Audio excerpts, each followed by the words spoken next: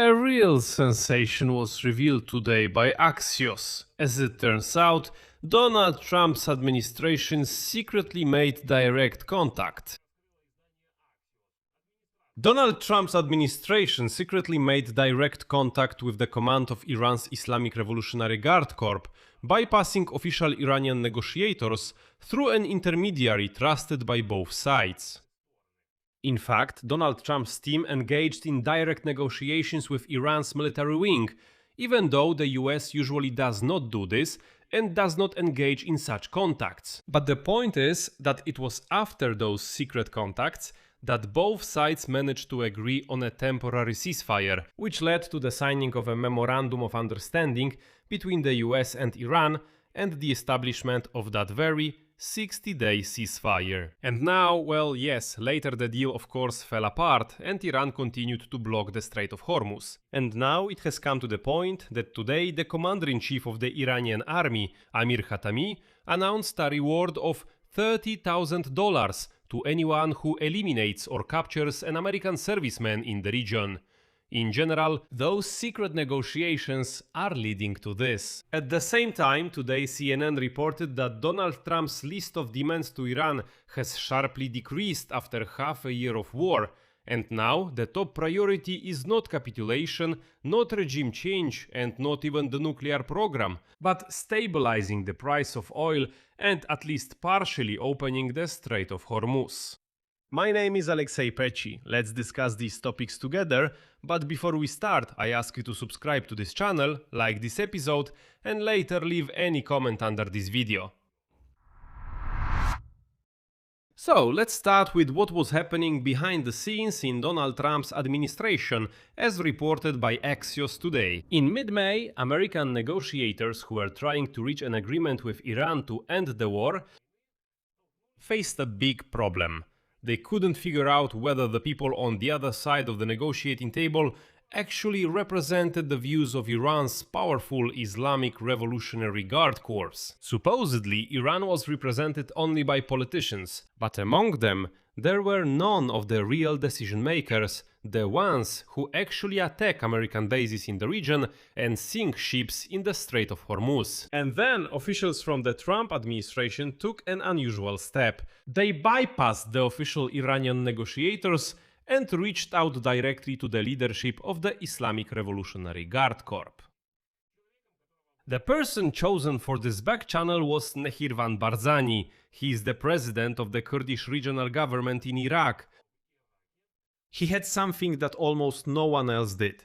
He had the trust of both the American leadership and the command of Iran's IRGC. Essentially, the American administration bypassed all diplomatic protocols and began a dialogue with the military, while diplomats and politicians were negotiating in front of the cameras. Why does this even matter? The thing is, this episode, which had never been reported anywhere before, shows how difficult it is for the American side to negotiate with a country where Washington isn't even sure who is actually making the decisions right now. As a result, it was after those negotiations with the military that the US and Iran actually reached a memorandum of understanding. But in reality, it quickly fell apart.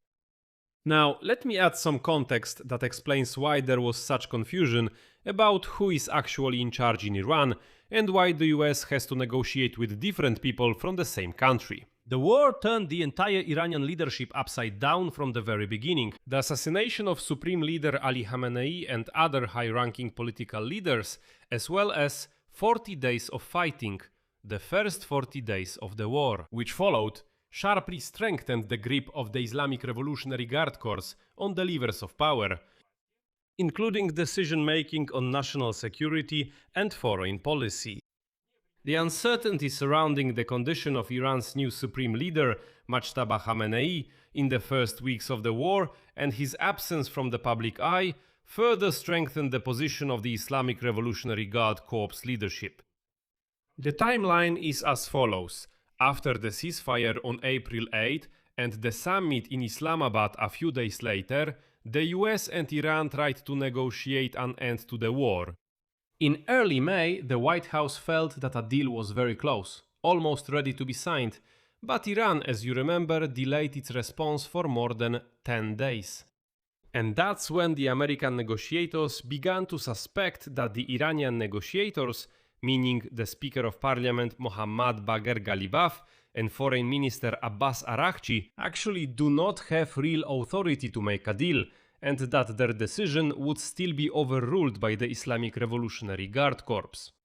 They seemed to agree, but it's not certain that the others in Tehran agree, so the question arose, is there any point in talking to Araghchi and Ghalibaf? And then, around May 10, the then director of US National Intelligence, Tulsi Gabbard, personally called Barzani, who is in Iraq. According to two sources familiar with the content of this call, Tulsi Gabbard told Barzani that the Donald Trump administration believes he can personally help establish contact with the commander of Iran's Islamic Revolutionary Guard Corps, General Ahmad Vahidi. Barzani lived in Iran during the Iran-Iraq War and studied at Tehran University. He speaks Farsi fluently and is personally acquainted with many high-ranking members of the Iranian regime, including the top leadership of the IRGC. Gabbard made it clear to Barzani that she was calling with the personal approval of Donald Trump and Vice President J.D. Vance, and explained that the White House is very eager to find out whether IRGC Commander Vahidi and the Corps leadership as a whole actually agree with what Ghalibaf and Araghchi are discussing, or if they actually have different ideas and demands than those voiced by the politicians. Because the intermediaries were unable to contact Vahidi directly, the Americans are saying, "We don't understand. Are you all united in your opinion, or are there actually differences?" Barzani agreed and reached out to his contacts in the IRGC. Barzani arranged for direct contact with General Vahidi, and as early as May 14, an IRGC officer arrived at Barzani's office in Erbil, the capital of Iraqi Kurdistan, with an encrypted phone for a secure call. And during this phone call, Barzani directly asked Vahidi if he, as the commander of the Islamic Revolutionary Guard Corps, agreed with the position of the Iranian negotiators, Araghchi and Ghalibaf. The Iranian general replied that yes, he fully supports them, and that this is also the position of the Islamic Revolutionary Guard Corps. And as Barzani later reported, Vahidi stated, "We prefer to resolve this crisis through negotiations." Immediately after the conversation, Barzani called Gabbard and relayed the response. She reported to the White House that the IRGC agreed to peace. After that, the Trump administration made a new proposal to organize, through that same Barzani, secret negotiations between senior negotiators from the US and Iran right in Erbil. Let's secretly gather there and hold direct talks. The Iranians did not rule out this option, but they were concerned about their own safety. They believed that Israeli intelligence had many agents, and they were afraid that the Israelis would try to kill them in Erbil or on the way there. As a result, the meeting never took place. And as of today, Pakistani and Qatari mediators continue to relay messages between the US and Iran, but without significant progress. According to regional sources, some of them believe that the Pakistanis give more optimistic reports than the negotiations actually justify, trying to create a sense of movement that could break this deadlock. And Barzani himself has recently sent a message to the White House offering help in resuming the negotiations. And now, Brad McGurk, who has been a Middle East advisor to 4 US presidents, summed up this whole story. Here is his quote. "It's not about the mediator, it's about Iran's position on the Hormuz Strait, and it's unlikely that it will change anytime soon." Now, the second part of today's report is an analysis of how, over 6 months of war, Donald Trump's own goals have been significantly reduced. Initially, at the beginning of this conflict in February of this year, Donald Trump's administration set absolutely maximalist goals. These were the complete and unconditional surrender of Iran, regime change, and a guarantee that Iran would never obtain nuclear weapons, and the cessation of Tehran's support for proxy groups, well, like Hezbollah, Plus, the fifth condition was the reduction, at least the reduction, of the missile program and the drone program. But as the war dragged on, now for the sixth month, this list of goals noticeably changed and shrank. You know, it shriveled. It shriveled. A telling moment was US Vice President J.D. Vance's interview on Fox News on Thursday, August 14, telling, when asked how this war might end, he named only two goals. And then I quote J.D. Vance. The first goal is to ensure that the Gulf countries continue to supply oil and gas to the world economy, so that we have stable energy prices. This is goal number one, to keep oil and gas prices low for Americans across the country. And then he adds, and of course, goal number two is to ensure that Iran never obtains nuclear weapons.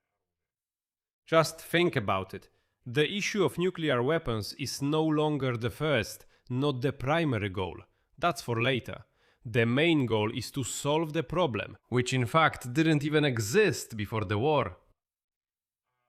And it's very telling that Vance put the stability of oil prices ahead of denuclearization.